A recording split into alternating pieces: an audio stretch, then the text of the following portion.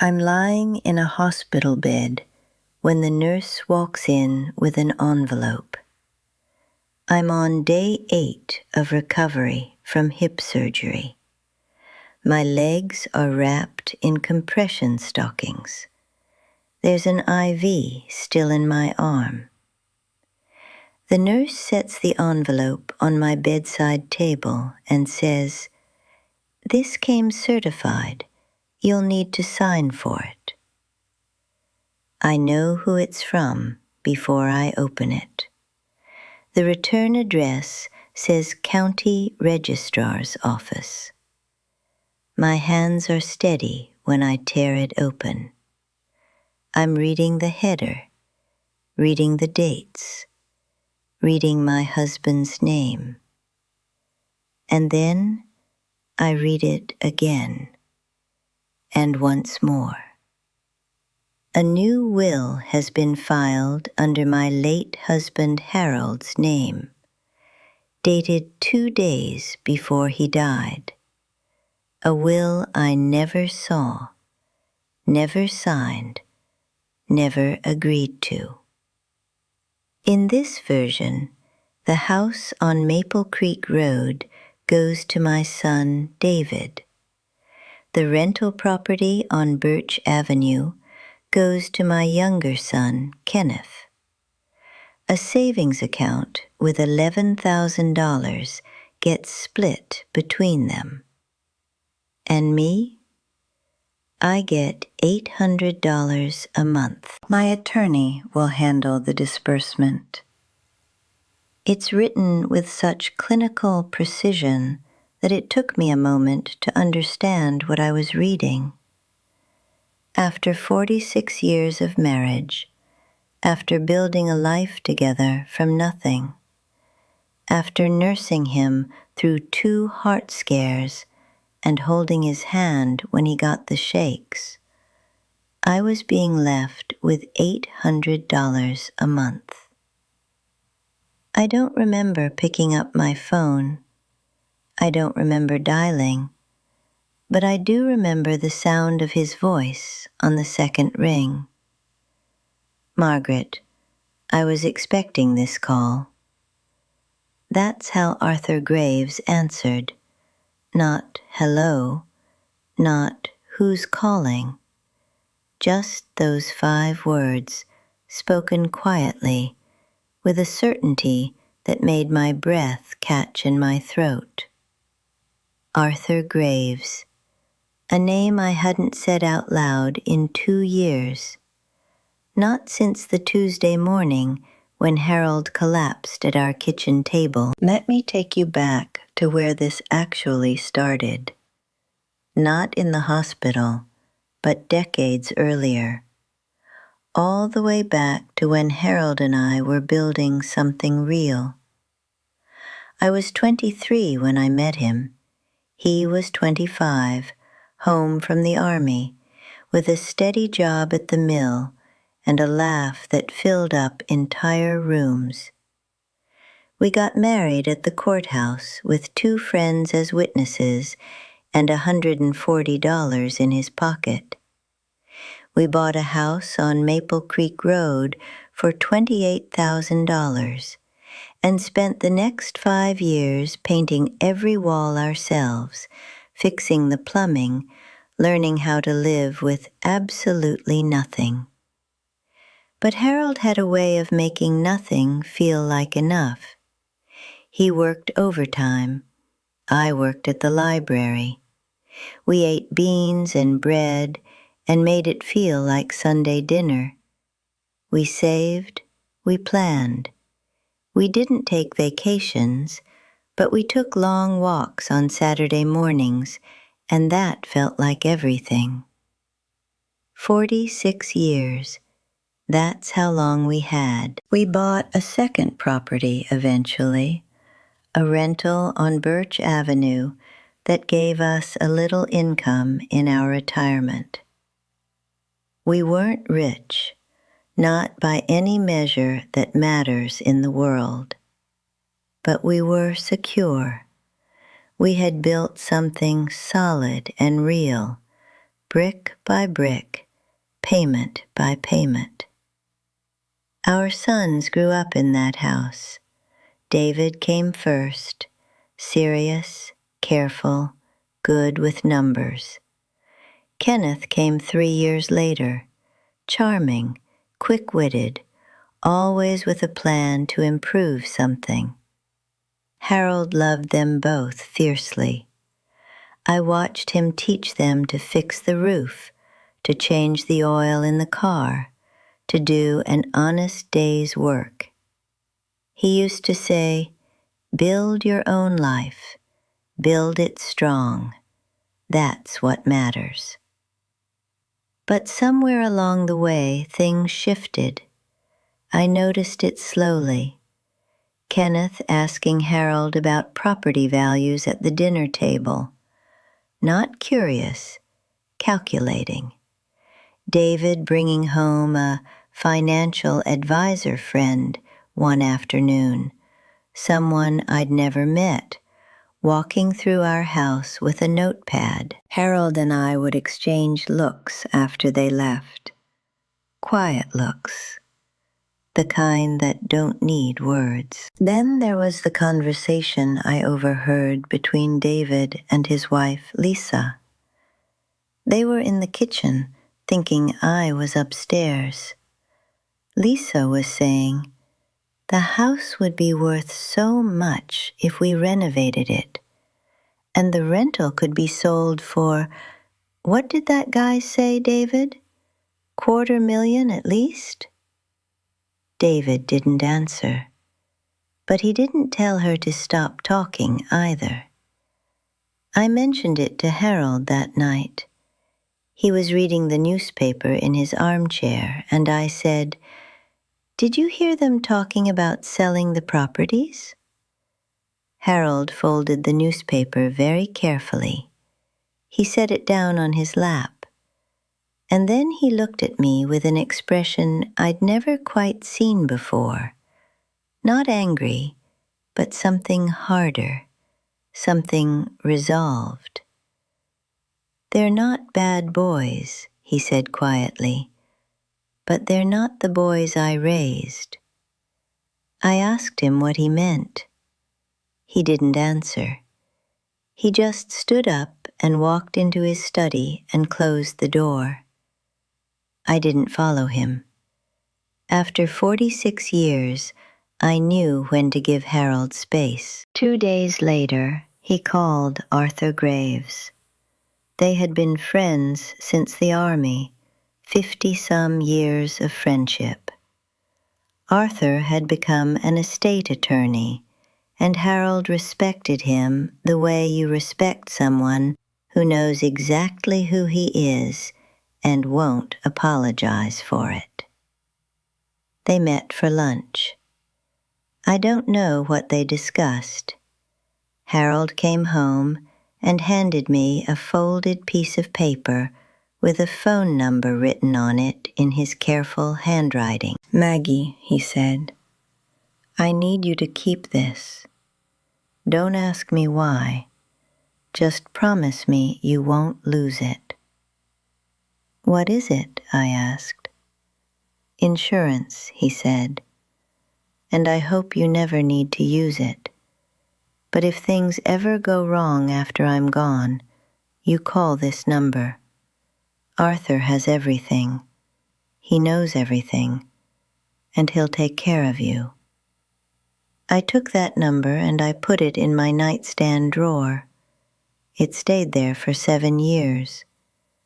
Then came the Tuesday in October when Harold went to the kitchen to make his morning coffee and never came back to get it. I was in the living room reading. I heard something that sounded like something heavy falling. Not a bang, not a crash, just a sound. The sound of weight hitting linoleum. I knew, even before I got to the kitchen, that something had broken in the world. He was on the floor between the counter and the kitchen table. His eyes were still open. His hand was reaching out as if he'd tried to grab something on his way down. The coffee was still dripping into the pot, one drop at a time. I called 911. I told them my husband had collapsed. The operator asked if he was conscious.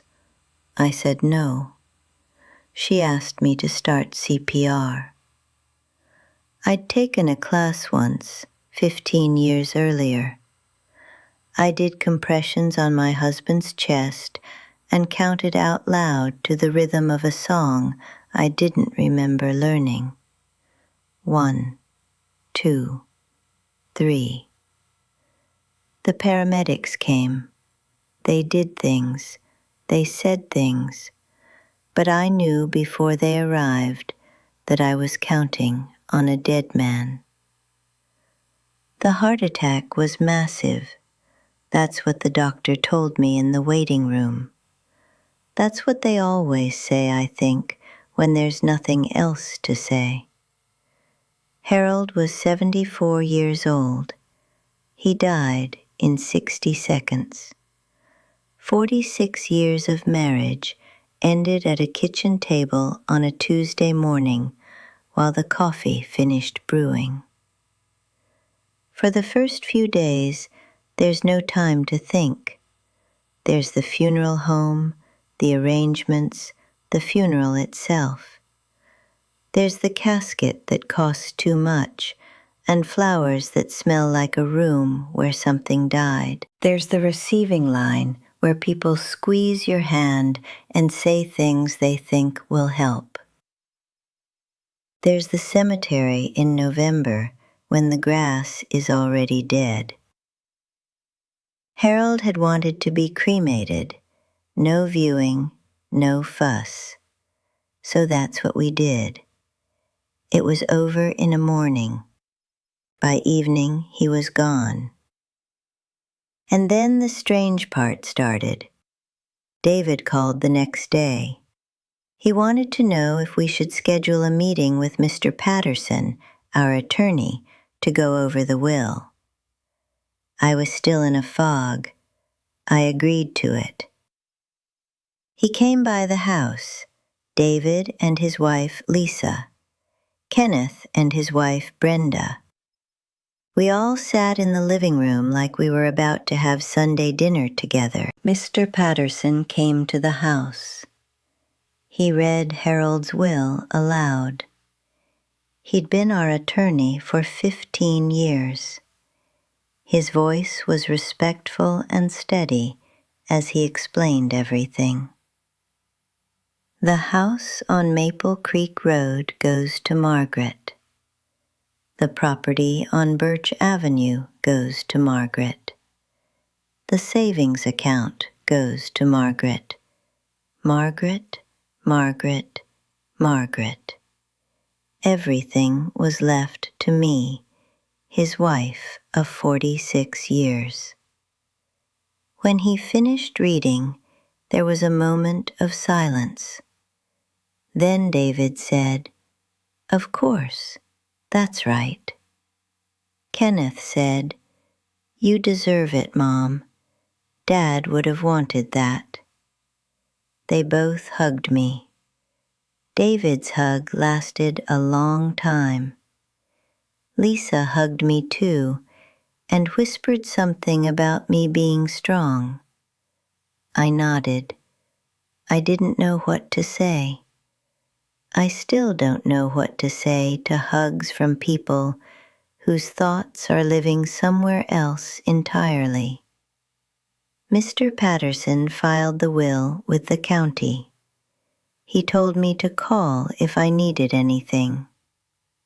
For the first 2 weeks after Harold died, I did call him. Questions about taxes.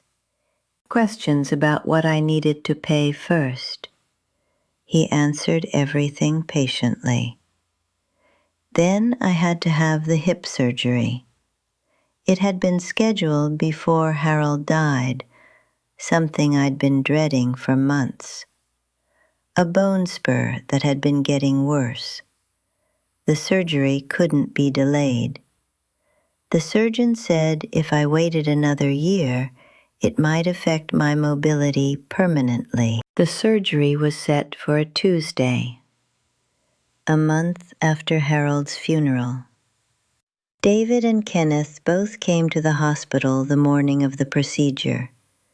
Kenneth kissed my forehead. David held my hand. "We'll handle everything, Mom," David said. "Don't worry about anything. Just get better." I remember thinking how good it felt to have them there, how much I'd missed that.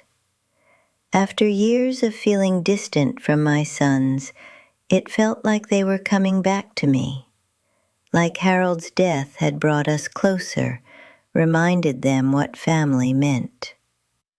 The surgery itself is a blur of pre-op conversations and an anesthesiologist asking me to count backwards from 10.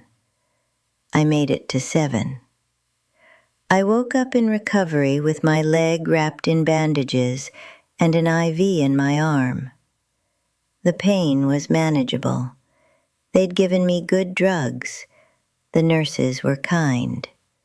I was told to rest, to move slowly, to wait for the physical therapist to help me out of bed.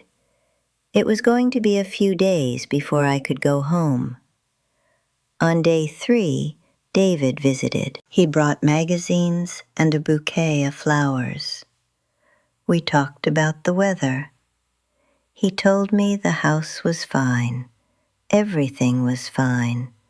Not to worry about anything. He kissed my forehead again when he left. On day 5, Kenneth visited with Brenda. Brenda brought me a casserole in a disposable container. Kenneth said they'd been mowing the lawn, making sure the house didn't fall apart without me. "Your house is our house," Kenneth said, and I believed him. By day 7, I was walking to the bathroom with a walker. The pain had settled into a dull ache.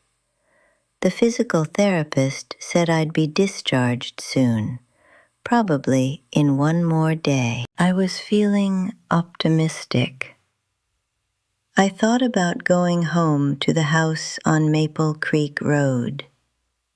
I thought about sitting on the porch in the garden where Harold and I had planted roses together. Then came day 8. The nurse walked in with the envelope. She set it on my bedside table. "Certified," she said. "You'll need to sign." I opened it with my hospital-issued scissors. The paper inside was official and stamped.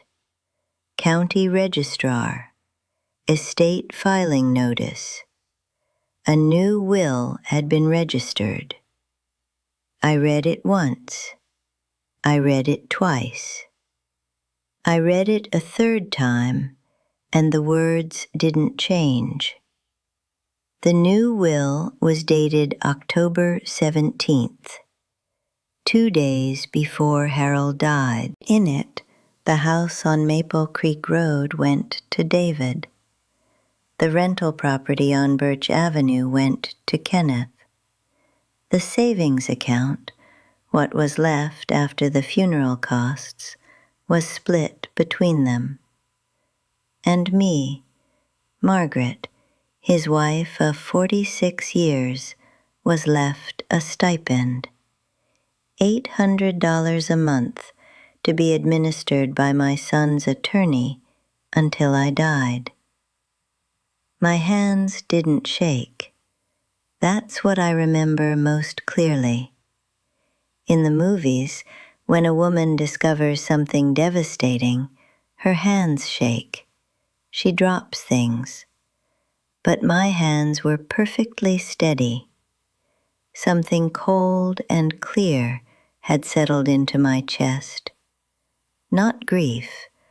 I'd already had grief. This was something else. This was clarity. sharp and certain and cold as winter. I didn't think. I didn't pause. I reached over to my bedside table and opened the drawer where the hospital had put my belongings. My wallet, my watch, my phone. I unlocked it with shaking hands, so the shaking came later, I suppose, and I dialed the number that Harold had made me memorize. Arthur Graves answered on the second ring.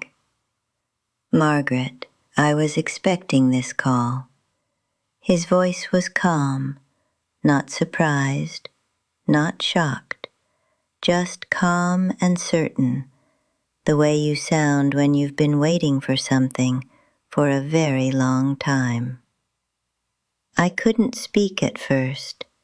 I just held the phone and tried to breathe. Arthur, I finally said, there's a new will.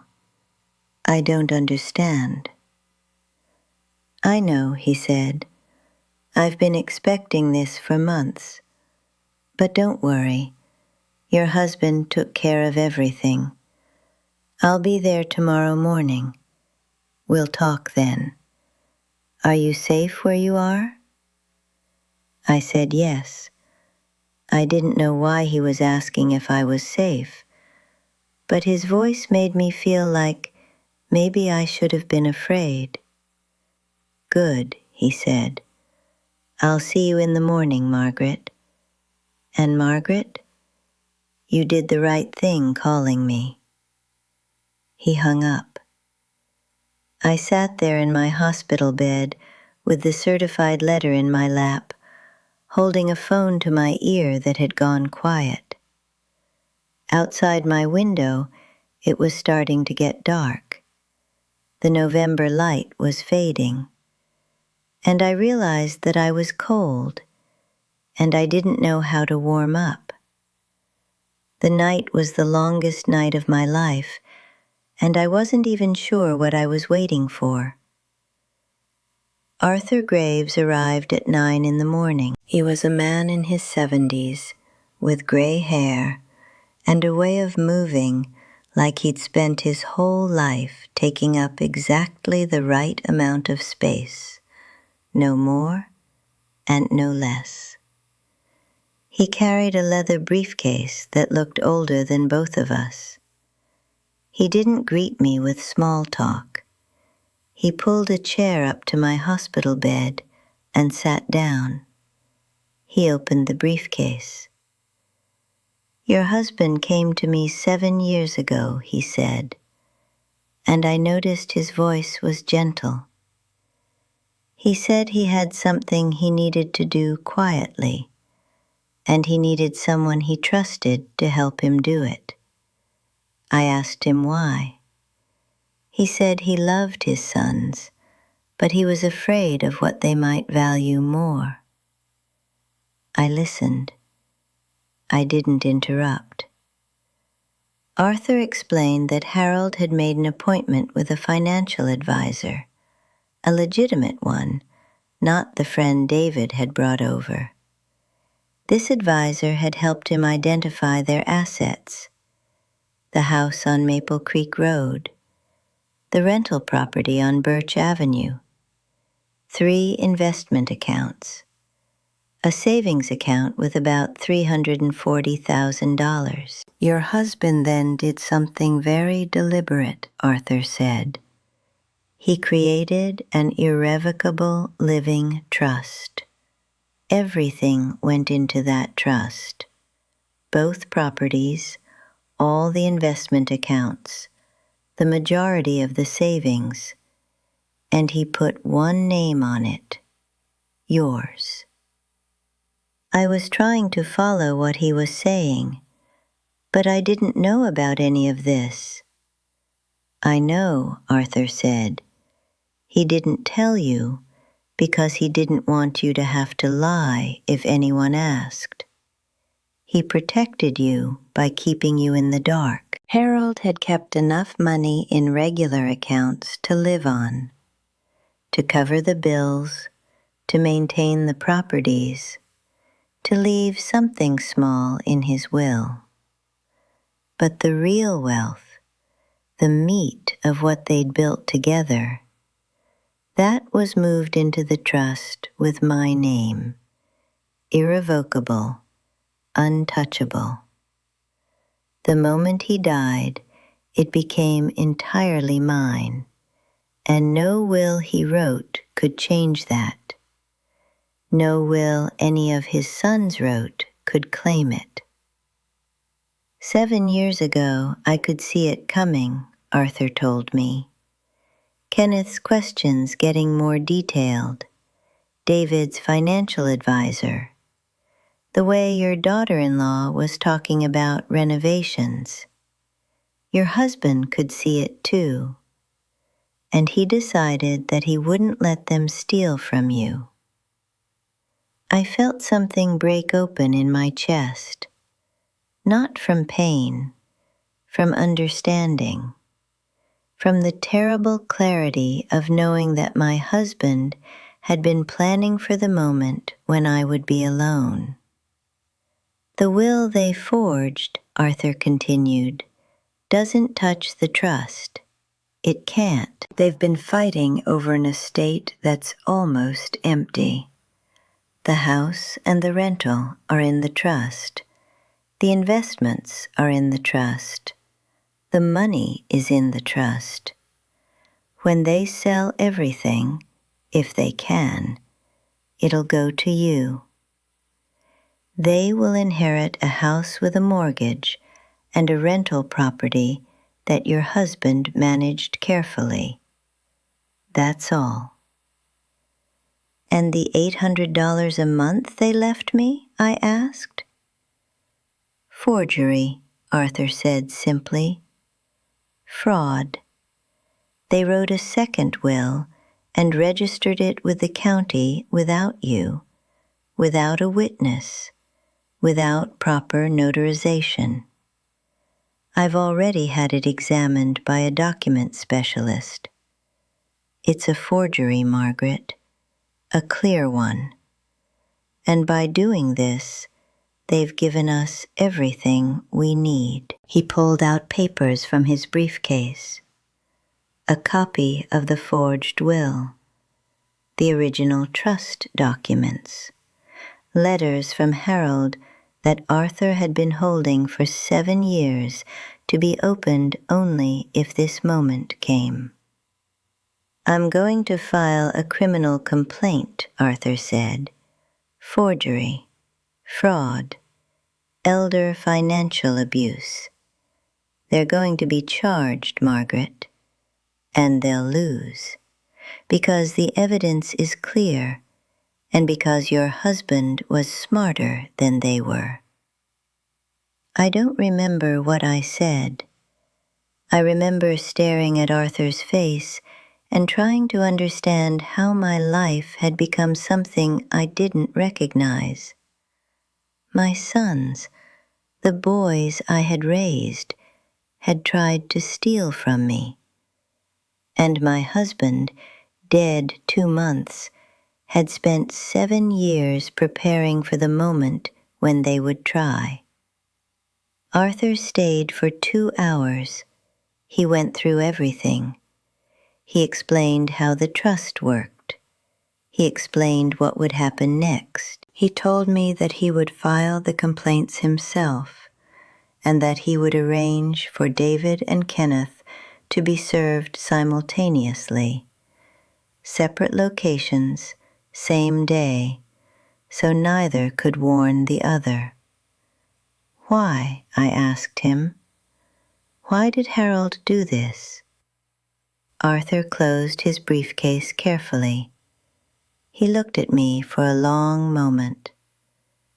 Because he loved you, he said, and because he knew that you needed protection from the people he thought he'd raised to do better. I was discharged from the hospital 3 days later. Arthur arranged for me to rent a quiet apartment in a building near his office while I recovered. I couldn't face going back to the house on Maple Creek Road. not yet.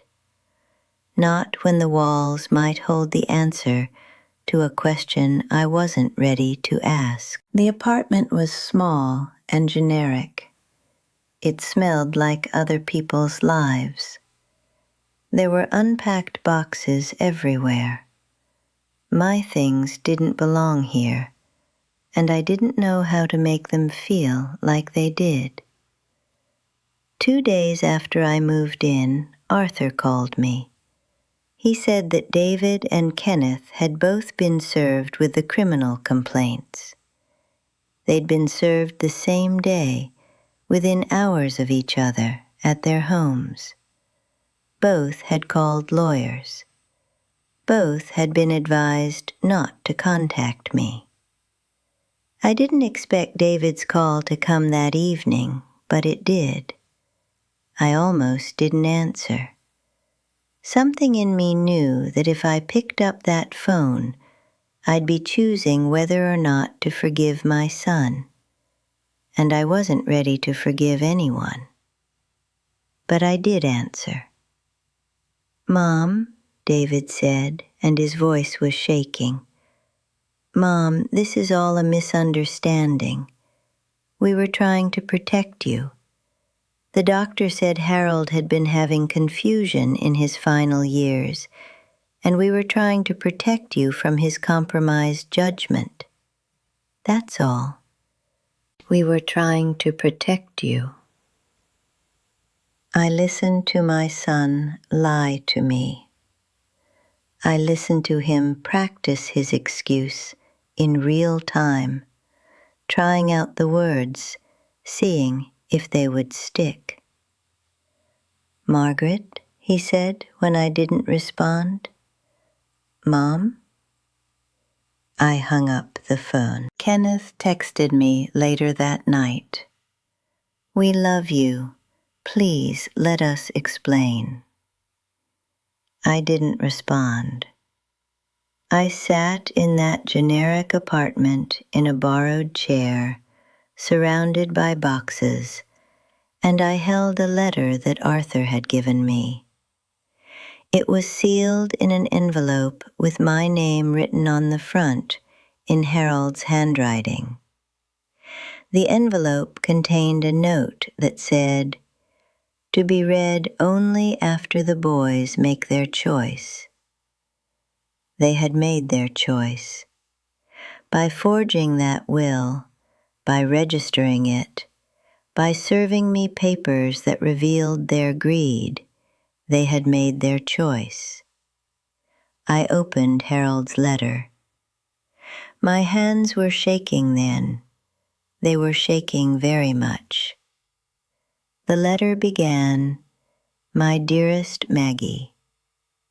He wrote that he had hoped for years that he was wrong about David and Kenneth. He wrote that he had prayed he was mistaken.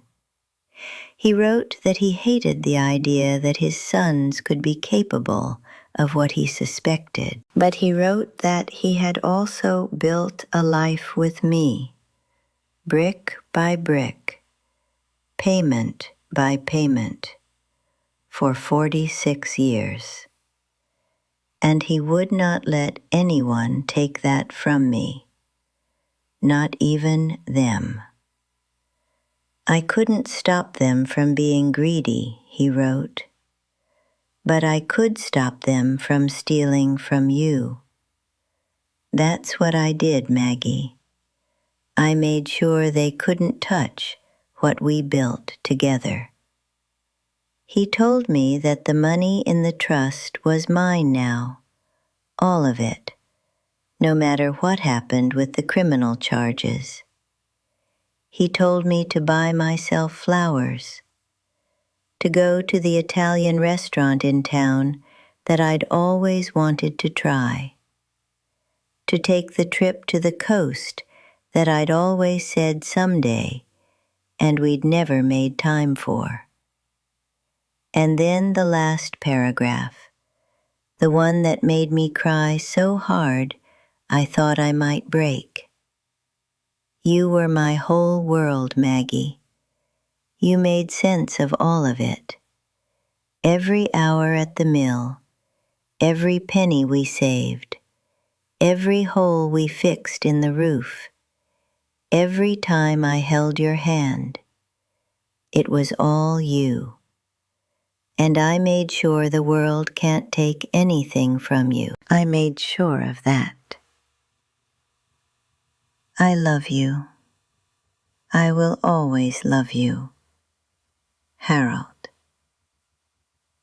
I sat in that apartment and I read those words until I had them memorized, until I understood that my husband had spent 7 years of his life protecting me from a future he would never see, that he had loved me enough to sacrifice the version of his sons he'd hoped to raise and accept the version they'd become.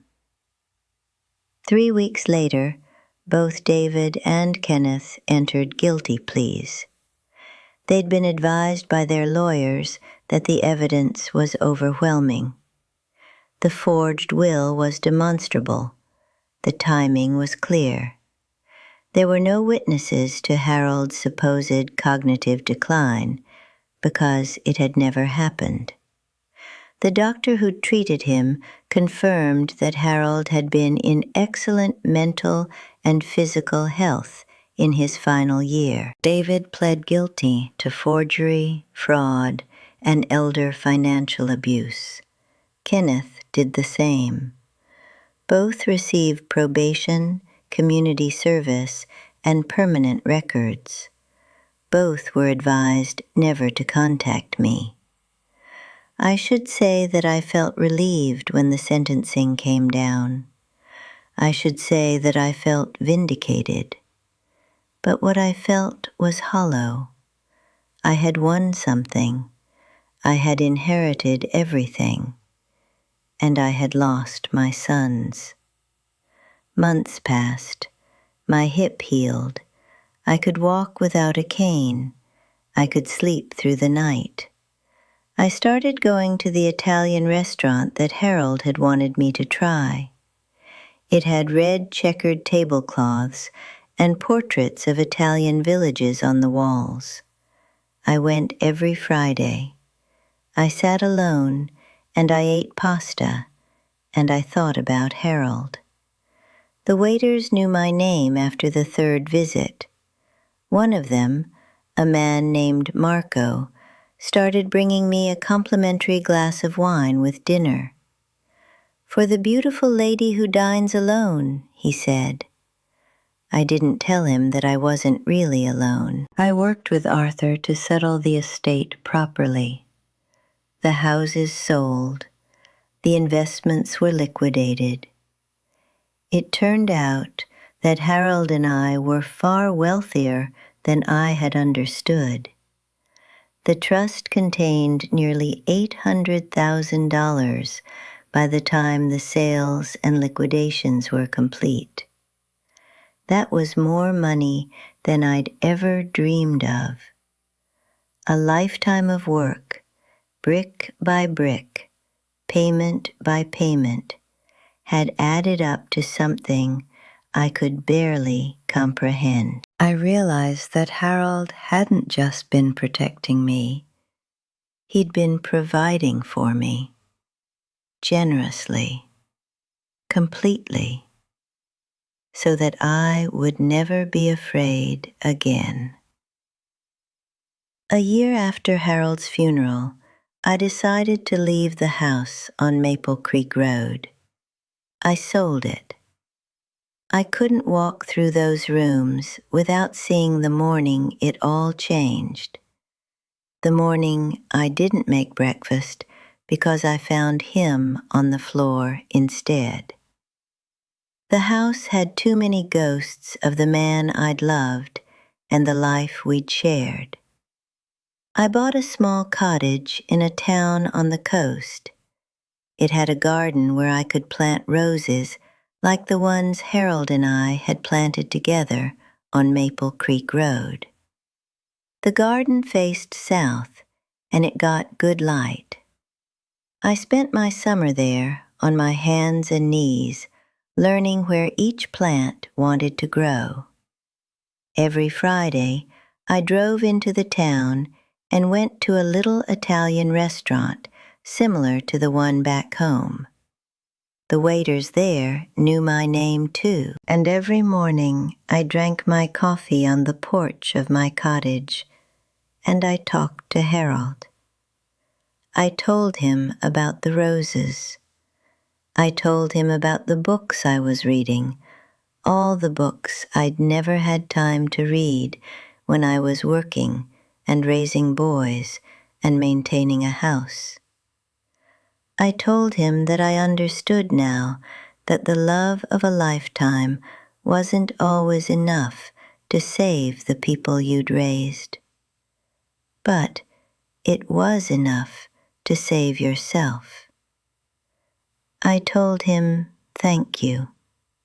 I told him that I finally understood what he'd done, not just with the money, not just with the legal documents, but with his whole life. He'd been teaching me the whole time how to survive him. You were my whole world, I said to him out loud on the porch of my cottage with the roses growing around me. And I knew, the way you know things when you're alone and you're not afraid, that he heard me. I'm in my 70s now. My sons are living their lives somewhere else, with their probation and their records and their diminished circumstances. I don't hate them. I've tried, and I can't quite manage it. They were still the boys who rode bikes down Maple Creek Road. They were still the boys who fell asleep on my lap. But they became something else, and I had to accept that I couldn't change it. What I can do is live. I can eat at my Italian restaurant. I can grow my roses. I can read the books I wanted to read. I can take the trips I wanted to take. I can wake up in the morning and not be afraid, because Harold made sure of it. The number I dialed in the hospital that day still works. Arthur and I talk once a month. He's retired now, but we're friends, the way you become friends with someone who helps you through something terrible. He tells me about his grandchildren. I tell him about my roses. Sometimes I think about that moment in the hospital bed when I opened the certified letter and read that my sons had tried to steal from me. I think about how quickly I knew what to do, how my hands were steady, how something cold and clear came into my chest and told me exactly which number to dial. Harold trained me for that moment. He trained me for all of it. Not with words, but with 46 years of showing me how to be strong, how to work, how to save, how to love something enough to protect it long after you're gone. I was supposed to lose everything when Harold died. I was supposed to be diminished. I was supposed to be a widow living on $800 a month at the mercy of my son's charity. But I wasn't, because Harold had spent 7 years of his life making sure that I wouldn't be. Every morning, when I drink my coffee and I tell Harold about my roses, I'm really saying, I'm still here. I'm still living. I'm still strong. And you were right. The world couldn't take anything from me because you wouldn't let it. The roses are beautiful this year, brighter than they were last year. They're taking over the whole southern wall of my cottage, and I don't have it in me to prune them back. Let them grow wild. Let them cover everything. That's what Harold would have wanted, for me to let something beautiful grow, in my own time, in my own way, without apology. I sit on the porch and I watch them grow, and I feel for the first time in a very long time at peace.